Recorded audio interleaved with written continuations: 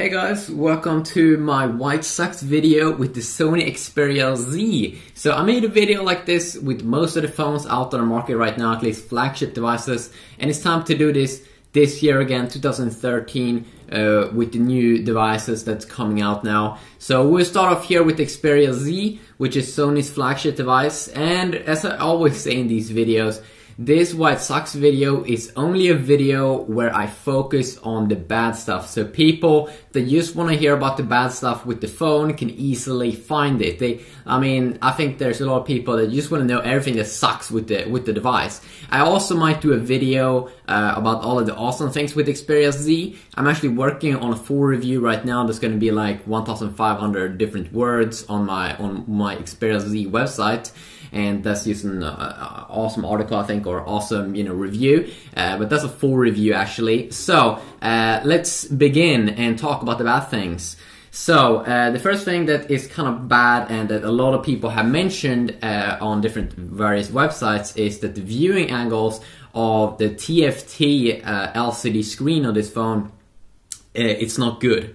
At least not if we compare against the Samsung's Super AMOLED display that they do have on their Galaxy S3 and the Galaxy Note 2, and also Apple's LED backlit IPS LCD display also performs better in terms of viewing angles, and also Sony's last generation Xperia S flagship device also do perform better in terms of viewing angles, because that one did have a Super AMOLED display, but this one is actually kind of poor. And sometimes, let's say, when can this be a real problem in real life? Well, let's say you have the phone right next to you and you're working with your computer, then you can see some weird viewing angles, and let's say someone is looking next to you, you're viewing a movie or something, and your friend want to see, then the viewing angles is getting kind of important there. So a little bit disappointing there with the viewing angles. Actually, I think that's very, very annoying with this phone. If we continue now, also this is a speaker issue.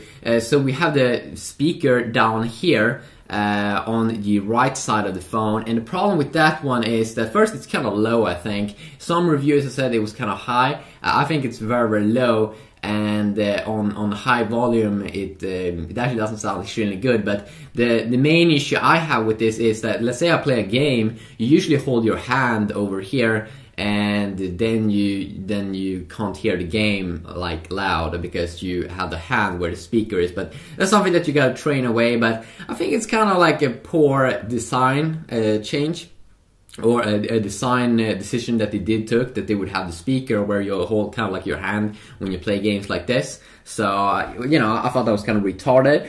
Also, this phone is kind of like fingerprint and like dust magnet. Now, when you buy this device, you will see the Sony logo up top. I did remove the shatterproof little thing up here, so that one did also, easily got scratches, so that's why I did remove it. So I hate it that they put the Sony logo on the shatterproof screen. Let's say you don't want to have that. They should have put the Sony logo on top of the phone and then put on the shatterproof thing. But this phone still seems to be a little bit more of a fingerprint magnet from my experience, both on the back side because it's the glass back, but also on the front side, compared to my Galaxy Note 2 and some other phones out there. So a little bit also disappointing there.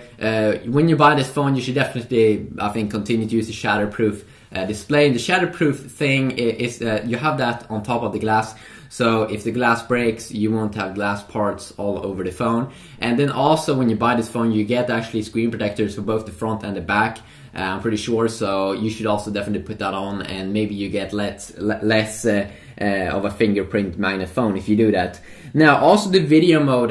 This phone is using a 30 megapixel camera. It's using an XMR RS sensor, bumping up from the XMR R sensor that they did use kind of like in the Xperia S last year. The video performance is still a little bit choppy compared to the Galaxy S3, and I did check out this Swedroid's review, and they actually did say this, and you could actually see it on videos, that video mode wasn't that good on the Xperia on the Xperia Z's 30 megapixel camera compared to Galaxy S3's 8 megapixel camera. The 8 megapixel camera on the Galaxy S3 actually did provide a little bit more details and also a little bit less of a choppy experience. It's still better than last generation XMR sensor. This is the RS sensor. So that's something also you might want to know. Now also the battery life. The battery is a little bit higher than last generation flagship device from Samsung. It's 2300 milliamps compared to Samsung's last generation 2100 milliamps.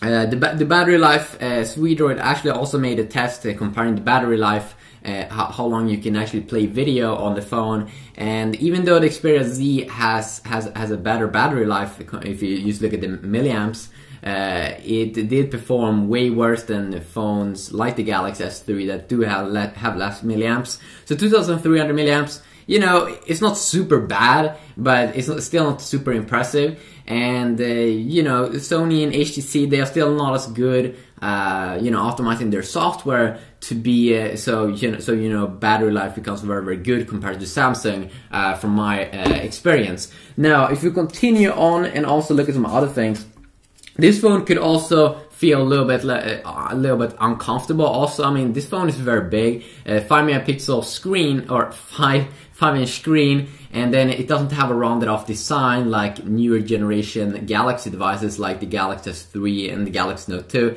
I mean, those phones from Samsung, they are big, but they also have clever design where they are a little bit more rounded off. Now, this design actually is a little bit, you know, it has a rubber design here on the sides. And you can see here that it doesn't feel as good as holding a Galaxy Note 2 and a Galaxy S3. And then also you can see that they have virtual keys built inside of the screen, but they still have this huge bump at the bottom, which I actually don't know why they have that. It feels actually very weird. They should definitely cut that off and have a rounded off design. I definitely think that would be have a nicer feeling of having it, you know, comfortable holding it in your hand. You know, it's still, I don't think it's super bad, but you know, it's not super good either. They could definitely make it a little bit more slimmed down, and it just feels weird to have this little bump here at the bottom. I don't get why they did put that. Maybe so they can have a little bit bigger battery life. I have no idea. Now, also one thing here is that we don't know right now when this phone is going to get Android 4.2 Jelly Bean. So right now it's having Android 4.1 Jelly Bean. I don't think it's shipping out with Android 4.1.2 Jelly Bean. And this is a flagship device for this year. And we do know, I'm pretty sure we will see the Android 4.2 coming with the Galaxy S4, so it actually feels like you will have to wait a little longer until you will get it on the Xperia Z, because Sony hasn't announced an official update, you know, when this phone will get Android 4.2. So if you just want to get the latest Android, the Samsung's flagship device Galaxy S4 will probably be the best for that. And you can also see that using you know, compared to Nexus 4, that's the stock version of Android. This one with Sony's skin here is using a very, very light skinned operating system compared to, or on top, you know, skin on top of Android compared to Samsung and HTC. So that could be something that you want to check out.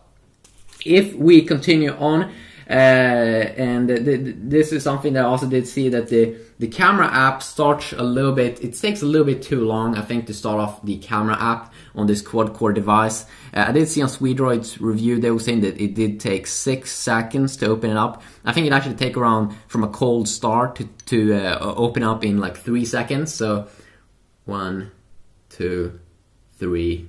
Yeah, I mean, it takes like 3 seconds to open up the camera app on this quad-core device. Maybe they should definitely make some software improvements on that, because also the experience here when you scroll like this, it actually did feel better for me when the Galaxy S3. The Galaxy S3 actually feels a little bit more better optimized. So I definitely think that on the software side, they can definitely make some software improvements here in terms of the speed. This is a quad-core device and it should actually do, you know, perform better than the S3, but Sony definitely has some stuff to work on. So this was my quick little video talking about the why it sucks things. Do you know any more things that sucks with this device? Please you know, write about that in the comment section down below, or you can just write your own opinions down below. And remember, haters are gonna hate. Yeah, peace.